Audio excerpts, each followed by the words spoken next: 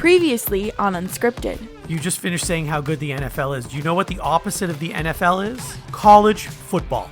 Oh, it's a mess. I can't wrap my head around the college football business, but I'll watch the games. You're listening to Unscripted with Skip Sherman and Josh Obadia.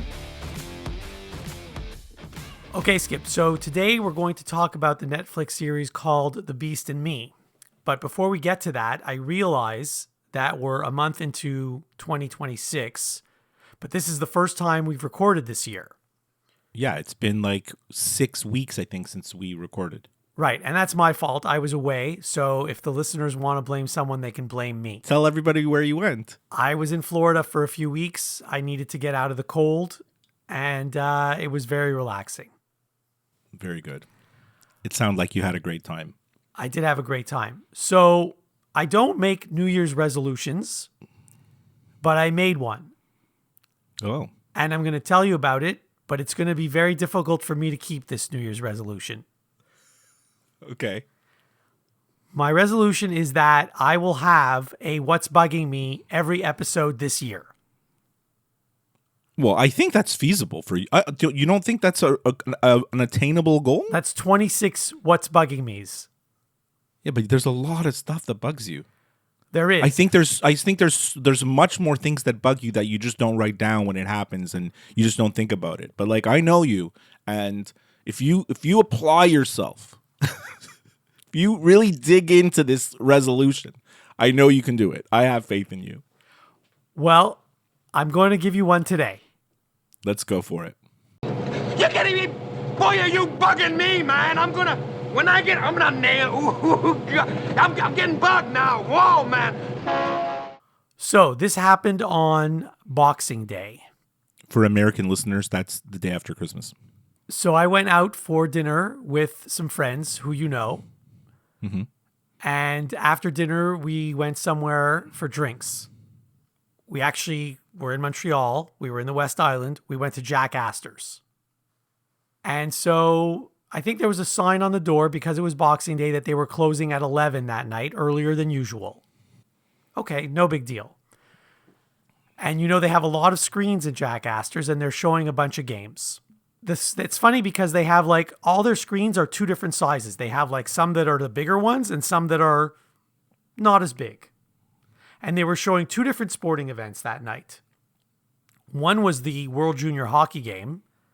Right. Canada was playing. And the other was some college bowl game that no one cares about, not even James Carville. Right. Okay. Gotcha. Like two teams that no one's ever heard of. Got it. And for some reason, that bowl game was on the bigger screens. Oh.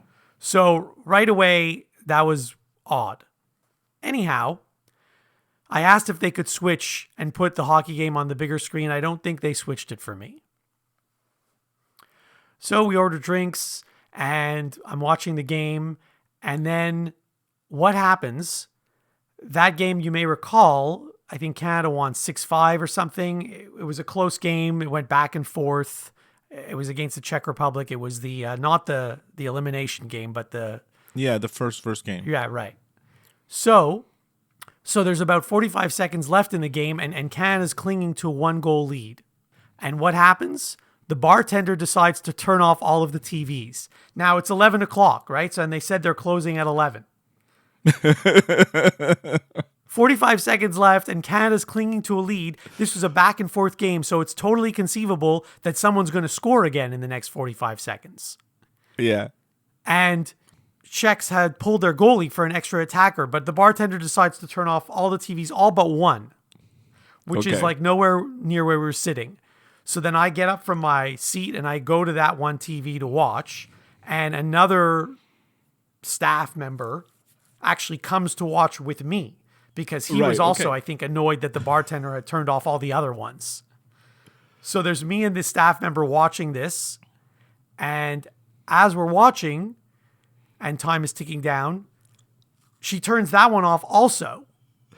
Like, clearly she doesn't care or she doesn't know or whatever. No, I mean, she's doing her job. She doesn't care about sports. She doesn't care about the World Juniors.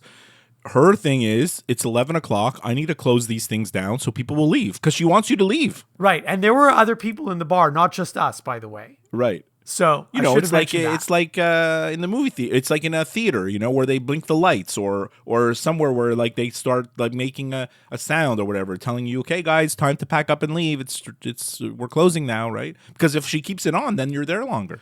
Right. Anyhow, But 45 seconds, I think, you know, I mean, so seems reasonable. he I guess took the remote and turned on one of the TVs so we could watch the last 45 seconds, and we did. But like, it shouldn't have got to that step.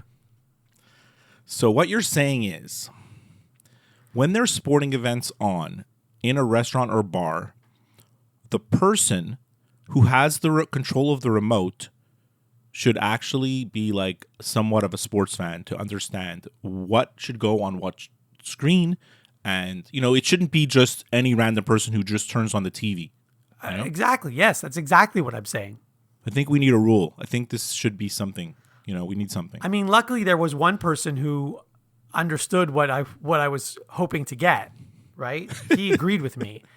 But he wasn't the one behind the bar, so he didn't have access to the remote control. Well, that's a great What Bugs Me to start the year. I'd look forward to 25 more What Bugs Me's this year. I hope I can fulfill that commitment. Okay, so we'll be right back after this to talk about the Netflix series, The Beast and Me. You're listening to Unscripted. I'm Joseph DeMedictis, And I'm Ross Acetrullo. and we're doing this podcast so we don't have to go home and get a real job. Exactly. That's right. And we're doing it to tell you about our pursuit of the dreams we've had since being a kid, being young, trying to get into the entertainment industry. Us, we're mid-career, sort of. We're kind of halfway broken in a way, but we both have these big dreams and big goals. Aspirations, really. For our careers. Yeah. Exactly. Yeah. This podcast is about the journey through the industry, trying to make it, but trying not to have to give up. So listen to our podcasts on all the places you might listen to a podcast. Apple Podcasts, Spotify. We have our own YouTube channel where you can watch the video version. All the links can be found at you'llnevermakeit.ca. Here's hoping we do. And now, back to Unscripted.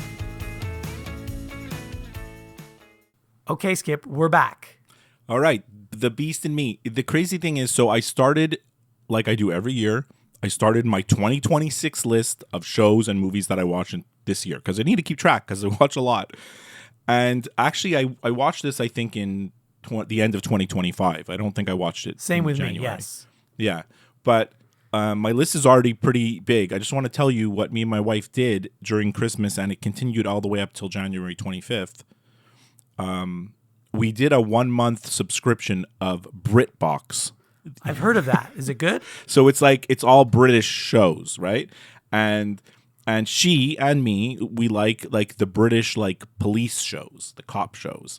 So the subscription went till the 25th of January. So we watched as much BritBox as we could for 1 month, all these cop shows and stuff that you've never heard of. So my 2026 list of shows is like stuff that's like, if I told you the names, you're like, I don't know what that is, you know?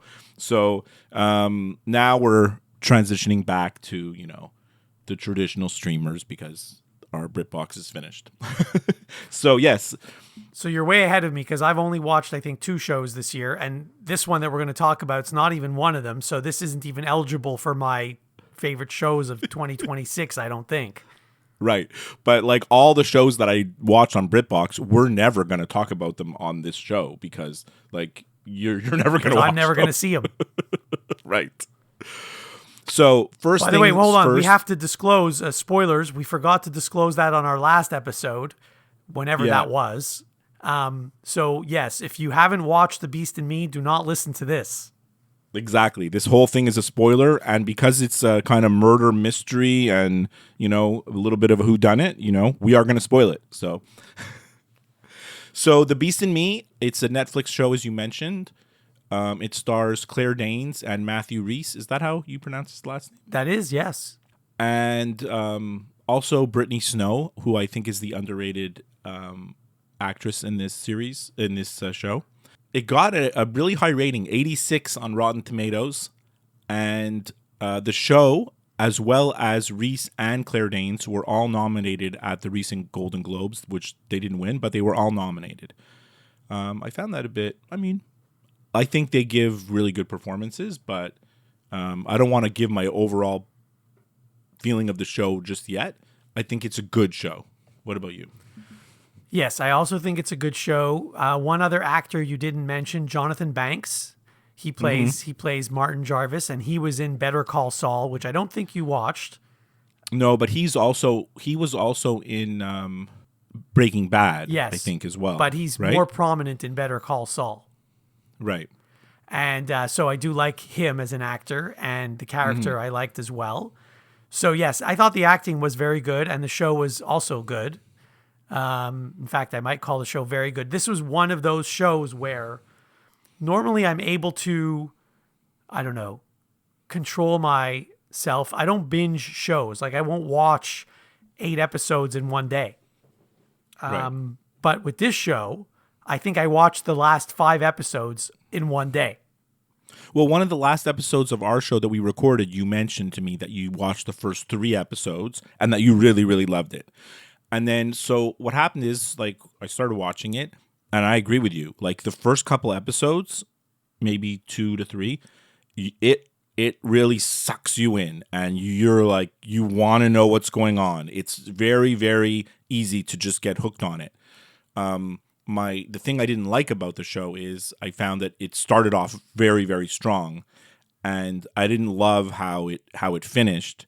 And also, like, how the tone of the show sort of changed. Like, we're going to get into it, but, like, at the beginning, to me, it was like a psychological show. You're like, is he the killer? Is she, like, who is she, like, crazy? Or is it, like, who's the crazy one here? Like, who's the evil one? Like, what's going on? You know, like, you're actually trying to figure stuff out. But then at a certain point, they kind of tell you everything.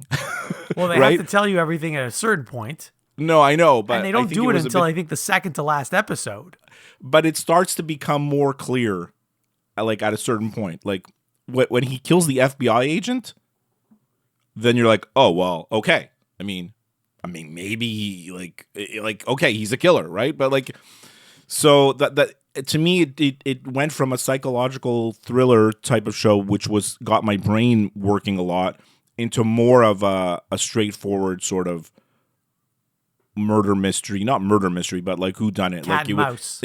Yeah, a little bit, you know, like, so I didn't love how it, and then the final ending, I just didn't really love it that much, you know, when she shows her book and everything. We can talk about that in a sec, but the other thing was just okay. And also Claire Danes, I couldn't take her after a while.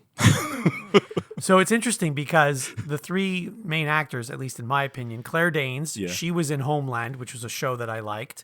Matthew Rhys was in The Americans, which was a show that I liked. And Jonathan Banks was in Better Call Saul, which was a show that I liked. So, so right away, this is a recipe for a good show. You got 3 good actors. Of course, the writers are important too. Of course. Now, you mentioned killing the FBI agent. So I'd like to talk about that episode for a bit if I can. Sure. I mean, I'm going all out of order here, of course. Me too. I have a bunch of notes, but also I'm totally out of order, yeah. So the FBI agent, his last name I think was Abbott. Yeah. So he's been hunting Niall Jarvis for years. He pretty much knows that Jarvis is guilty of killing his former wife, but he can't prove it. And then he stumbles upon this live feed of Jarvis holding the kid. The kid's still alive at this point. Teddy Fennig. Thank you. So now he has to find out where this kid is being held. So he follows Niall Jarvis, and it leads to a dead end. In fact, this is one part I didn't understand. It led to a meeting with, like, the mayor or something. Yeah, because there's a bunch of politics involved about his all the buildings, real estate development that they want to build, this big building complex that they want to do, right? Yeah.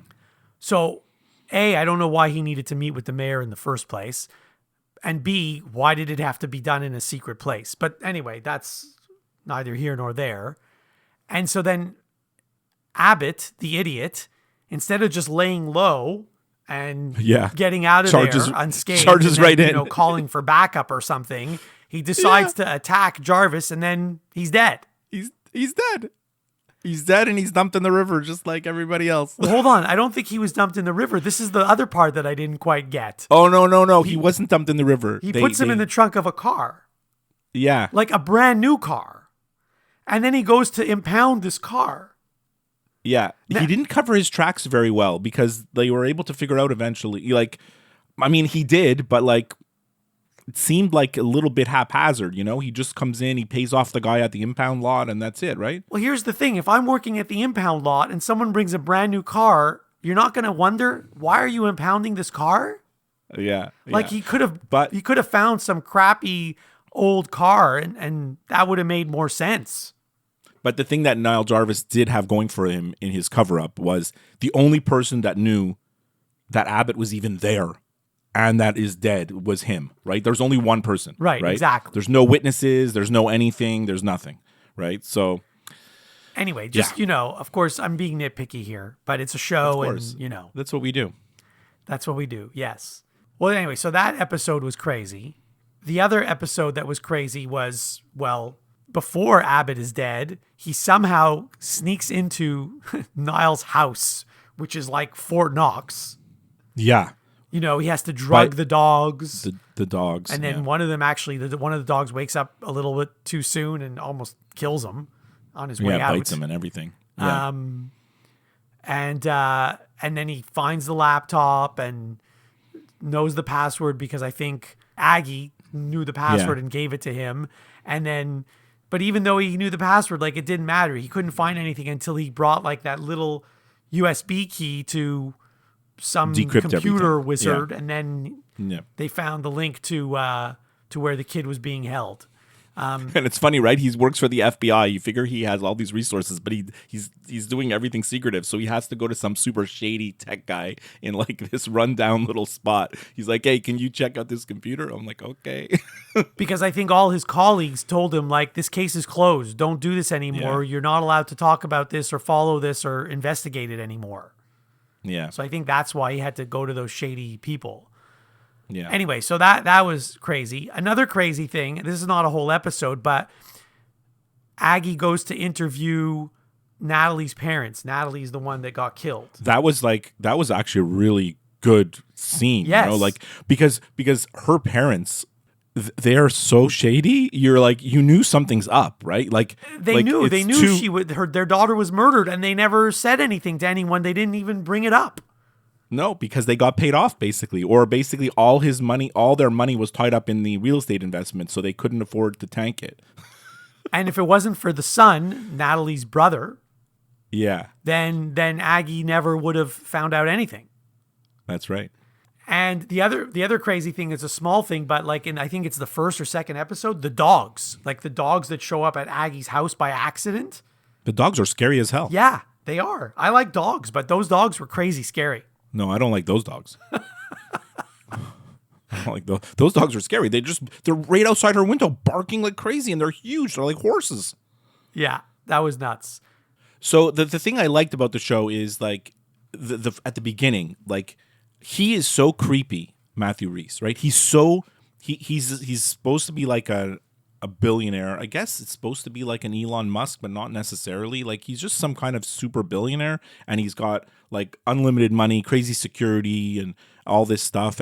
But he's so like, he's arrogant is what you think he should be, but he's so weird. You know, like the conversation that he has with Claire Danes at like the cafe or whatever, when she agrees to go out to lunch with him, and he's asking her about like her son's death and the car accident and Teddy Fenning and all this stuff, right? Like it's like, that's what I liked it. It was like this psychological mind bending, like you're like, who is this crazy guy? Like who talks like this?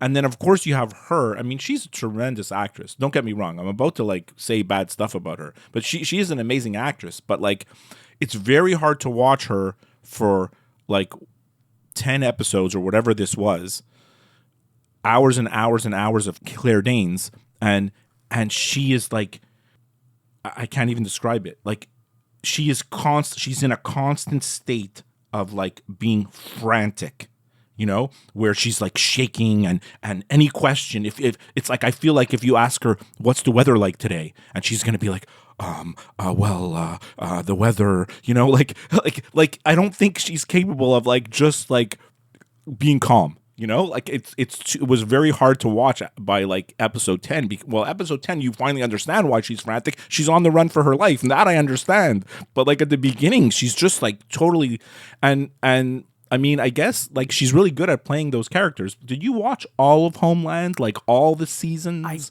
I'm not sure if I watched the last season. Because, you know, season 1 and 2, I mean, obviously Homeland is a great show, and season 1 and 2 are fantastic, especially season 1. But like as the seasons go, they really a big part of the story is like her bipolar disorder, her character. And so she's sort of playing similar to this, you know, like her mannerisms and I mean, Claire Danes is an attractive woman. They make her look like crap in this show. Like she has no makeup on, her hair is disheveled. She like literally every minute of the day she looks like she just woke up, you know. And you didn't even mention like all the issues with her house. Like everything needs to be fixed. God. And so there's always another problem coming up in the house. I mean, they're trying to show you that after her son died, her marriage dissolved, basically. It fell apart because probably her fault, to be honest. And now, basically, the house is just a mess. Like, it's literally a mess. And it is falling apart, you know?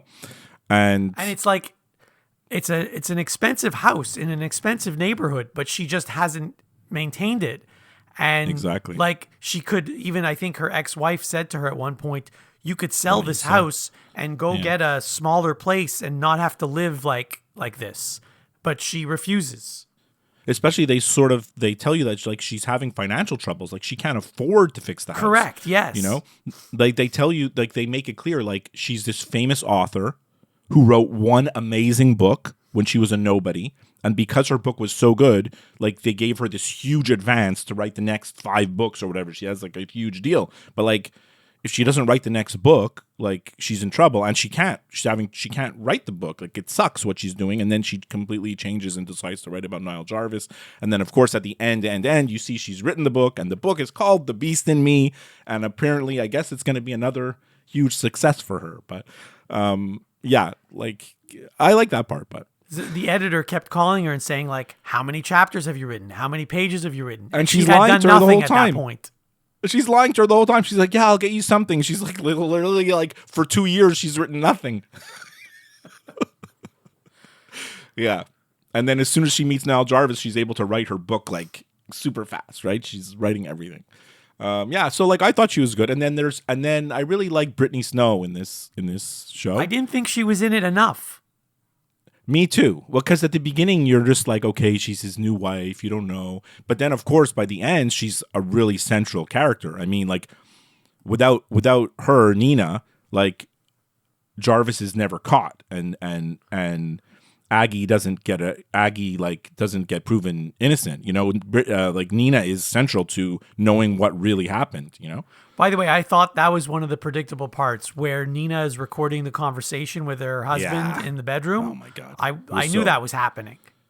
It was too obvious, no? Right. Yeah. And then the other predictable thing was in the flashback episode where Niall is trying to figure out who the mole is in his family or in his circle.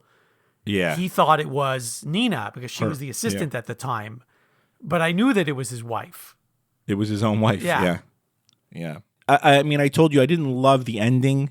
You know, like you said, it's a little bit predictable in terms of, she recorded the conversation. Aggie confides in her and like gives herself up to the police. But then, you know, like she's hoping that Nina's gonna like come through for her, you know, and then she does, obviously. And then, you know, there's a scene where she goes to visit him in jail. Yes, that's right. I forgot about that. I guess it's sort of to like for the book basically, but also for her. And then, you know, you see the book at the end, and then at the last thing is, you know, Nina looks at her brand new newborn child and is wondering, like, is this kid gonna be a serial killer like the dad? The dad died in jail, correct? He was killed, right?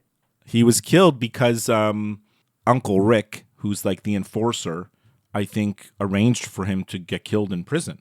No? I think you're right. And it's amazing how people can have things arranged in prison even when they're not Yeah. in prison. Yeah. Well, did you ever yeah.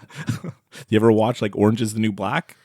I might have watched one episode only. I mean, it's like a women's prison and it's like low security. So like kind of anything goes, but like they can get whatever they want. But even the show Prison Break, if you recall, I don't know how much of Yeah. that you watched. Oh, yeah. There was always things happening in the prison that, people were orchestrating from outside the prison. Right, exactly. Yeah. So I don't have much more. I think I've went through all my notes, but like really my main point of this whole thing is like really thought it was going to be a psychological type of thriller, and then it kind of devolved into like a standard murder mystery, and there's nothing wrong with that. Like it's still a really good show, and like I'm not going to give it like a rating on 10 or 5 or whatever we do. I'm just going to say like it's worth watching. Like I think this show is, if anybody if you're out there listening to this, we've spoiled everything for you. But if someone were to come and ask me, should I watch The Beast in Me? I would say, yes, it's worth watching. I agree. And there is one episode / scene that I forgot to mention that was crazy. Mm-hmm. So Go ahead. you know that Niall kidnaps the kid, but then when he realizes that he's been found out, he kills the kid and takes the body to Aggie's house. Yeah, how did he do that? I don't understand how he was able to like. I mean, look, obviously Aggie's house is low security. We've just talked about like how basically like her doors are probably always open, Right. And who knows how you can get in there. But like he recreated a whole scene of like where the camera was on him and where he was being held, like in her bedroom. Like how is that even possible? Like how did he do all that? I don't know how he did that, but pretty crazy. Like you leave your house for a few hours, you come back and there's a dead body upstairs. Yeah, not just a dead body. There's a dead body and like a whole makeshift like prison cell, Right. live streamed. Yeah, that was That was But I guess crazy. Like so it was I guess- do recommend the show. Yeah. I think it's it keeps you entertained, captivated, whatever the right word is. Mm-hmm. And I would suggest that you watch it. apparently the show is partially based on a true story or ish. Really? It's from something from the 80s. I only found this out yesterday. Something from the 80s. A real estate developer in the U.S. by the name of Robert Durst, who was accused of killing his first wife, and they never found out the whole story. So anybody who wants to look that up could look up Robert Durst. I didn't research it all. I don't know anything. I just know his name, and knowing that the show might be loosely based on that. The other thing they tell you only in the last episode or the second to last episode where the body of his ex-wife was buried. Like Yeah, where was it? under the building that he was about to build. That's it. But that's so obvious, no? I guess now that I know, yes, it is. Yeah. All right. Okay, we'll be right back after this with some final thoughts. You're listening to Unscripted. Hey everyone, Skip here. I'm really excited to invite all of you to follow my new account at Skip Cooks on Instagram and TikTok. I'll be sharing my love of cooking with recipes in the form of 1-minute music videos, all set to some of my favorite songs. Don't miss out, follow me, and let's have some fun in the kitchen. Unscripted with Skip and Josh is available wherever you listen to podcasts. If you listen to the show through Apple Podcasts, please leave a review. To interact with the show, send an email to skipandjoshshow@gmail.com. Follow the show on Twitter and go to Facebook to like the show page. And now, some final thoughts from the guys. So final thoughts, like a lot of people don't know, like, I mean, we've mentioned this before, but like a lot of times stuff happens and I want to talk to you about it.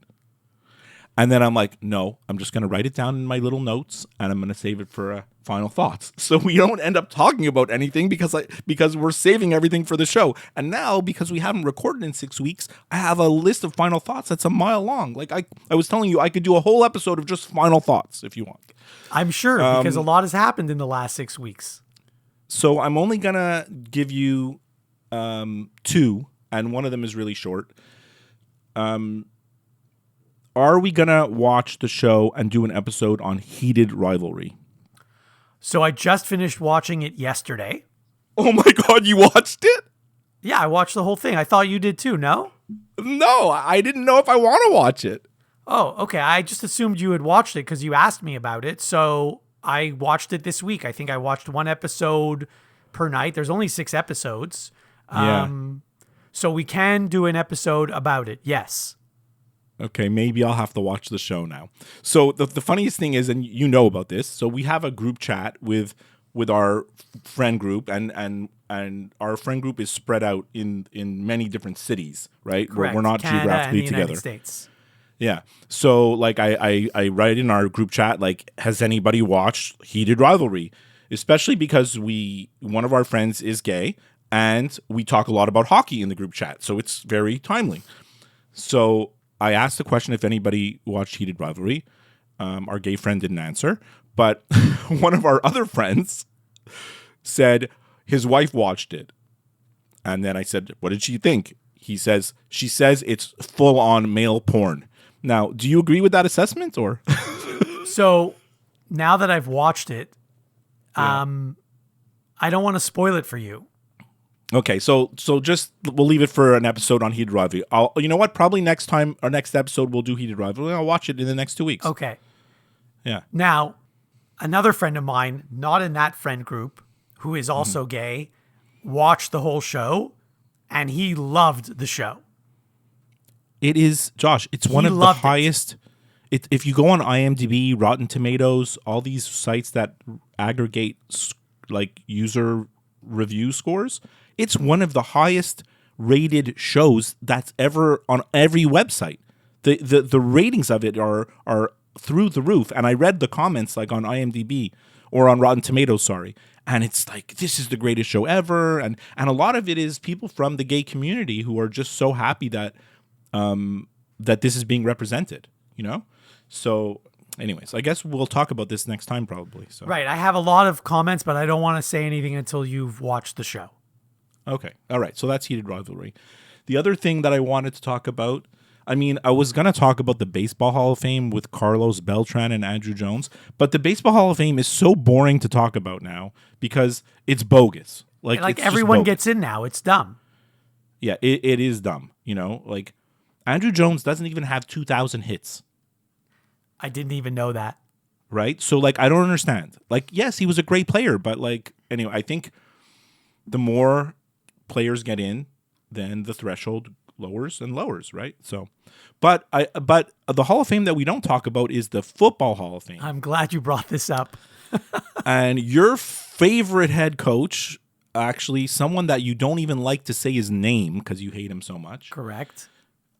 So it came out this week that they had the Hall of Fame vote for the Pro Football Hall of Fame, and Bill Belichick is not going to get in. Now, and my first thought on this was, this is absurd. Like, how do you have a Hall of Fame and not have your greatest coach in the history of the sport in the Hall of Fame? So, like, obviously that doesn't jive. So it's not like the baseball writers. There's not like hundreds and hundreds of voters. There's 50. And you need to get 40 votes to get in. So obviously he didn't get it, but it's really, really ridiculous. Now, and the other thing is the Football Hall of Fame is pissed because they're like, how come someone came out and revealed what was going to happen? And they are also pissed because people are saying that all the votes should be made public, that people should have to stand by their vote. Why hide behind it? Because at first it was rumored that Bill Polian, the ex-GM of the Colts, who apparently has a huge grievance with Belichick and hates him and everything, was the architect of like rallying people not to vote for him. But then he came out and said that he did vote for him, so no one knows if Polian's lying or not, right? Look, should Belichick be in the Hall of Fame? 100%. Is it a legit Hall of Fame without Belichick in it? No, it's stupid. But Belichick's an ass. Belichick's a jerk. And this is a popularity contest. You need 40 people to vote for you, and you've pissed all those 40 people off for 25 years. Exactly, which is why I have no problem with him not being in it. And by the way, you know that he's going to be on the ballot next time, and he's probably going to get in next time. So if he didn't get in on the first ballot, it's not the end of the world. So there's a writer for the Kansas City Chiefs that wrote a very, very, and I'll link it in the episode description, a very well-detailed article about why he didn't vote for Belichick. And he says he thinks Belichick should be in the Hall of Fame. Of course he thinks he should be in the Hall of Fame. But the way the voting works is stupid. All the players, the current players, you're allowed to vote for, I think, like 10. Like, you can vote for however many you want. But then there's another vote of older players who are going to be like off the ballot. Let's sort of like the Veterans Committee used to be in baseball, and builders. Coaches are part of this, right? Coaches and owners, and you're only allowed to vote. There was only like 5, I think, that were listed, and you were only allowed to vote for 3. Like, you could only vote for 3.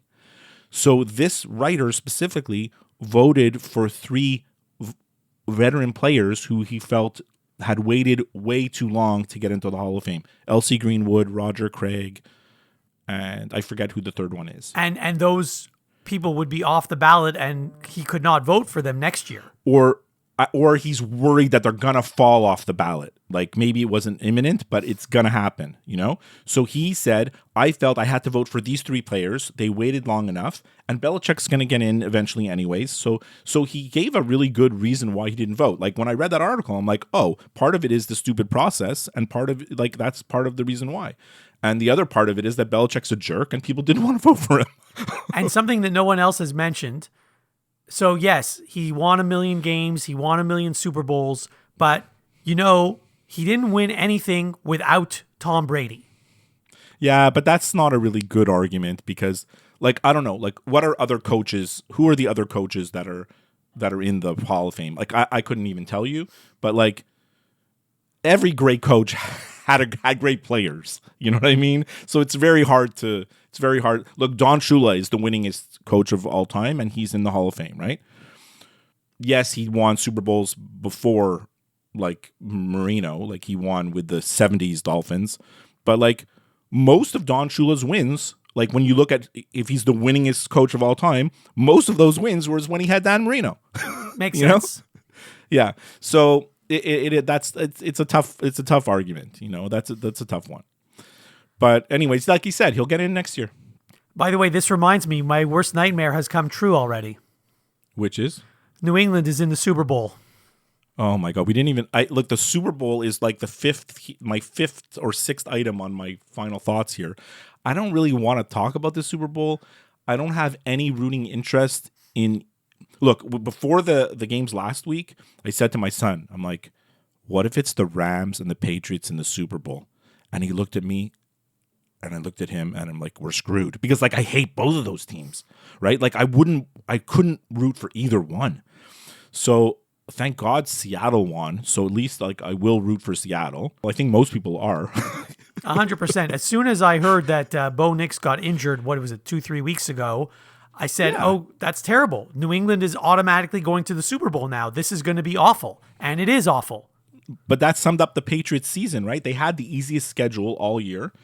And then even in the playoffs, look what happened to them. Like, they got to play in the championship game against the backup quarterback, and teams have won with a backup quarterback. I'm an Eagles fan. I would always throw it back in anyone's face. If you're a Broncos fan and you're pissed, you're like, oh, we would have beat them if we would have had Bo Nix. Too bad. Your backup quarterback sucked. We won the Super Bowl with Nick Foles. So right? You're right, by the way. But I don't even blame the backup quarterback on Denver for that loss. I blame the head coach of Denver for that loss. He's so arrogant. I really didn't want... I was rooting for Denver because I don't like the Patriots, but I can't stand Sean Payton. He is... he's so unlikable. And by the way, I know this isn't a football podcast, but if we go back a few weeks, the week where the Bears lost and the week where the Bills lost, I think they both lost in the same weekend. Yeah. Both those games went into overtime. And both those teams had the ball in the second possession of overtime, meaning that all they needed was a field goal to win, both of them. Yeah. And listen, I'm not a head coach of a football team, but it seems to me that it's pretty simple what you do in that situation. You have the ball. All you really need to do is get 4 yards on every play, which isn't a lot to ask. You don't need to throw these huge long bombs. You don't need to throw any Hail Marys. You need 4 yards on every play. If you get 4 yards on every play, you will eventually get within field goal distance and you will win the game. And both of them blew it. The Bills and the Bears both blew it. Well, the Bears had their chance for sure, and they looked like they were going to do exactly what you said. And then Caleb Williams decided to throw the ball way downfield, and he got intercepted. It was like a bonehead thing. You know, Caleb Williams, like, I know Bears fans, and I would be excited if I'm a Bears fan, because for the first time in however long, you look like you have a good team. But he's very frustrating because he makes ridiculous plays, and then he makes ridiculous plays the other way too, right? The best comment I heard about him is he keeps both teams in the game. He does. That's why the Bears games are so exciting. I was in the States while all these playoff games were happening. I mean, So obviously I was watching ESPN, but at a certain point I just had to turn off ESPN because it's ridiculous. From the minute you turn on ESPN at 8 a.m. or whatever time till the minute you go to bed, it's nonstop, blah, blah, blah, blah, blah. This, like whatever show it is, whether it's First Take or Get Up or PTI or whatever show, like they all talk about the same thing. And it's annoying after like 5 minutes. It's the same thing over and over all day because all those shows have to fill up all their time slots with content, and they all talk about the same stuff. It's really actually quite annoying. Yeah, it is. So I turned it off at a certain point. All right. So next time, hopefully, Heated Rivalry. Fingers crossed. I gotta watch that. You have 2 weeks. It's plenty of time to be able to watch it. I recommend The Beast in Me. And next time we'll have more of my final thoughts list and another one of your What Bugs Me. We're going to try to keep the streak going. And I'll talk to you next time. Have a great week.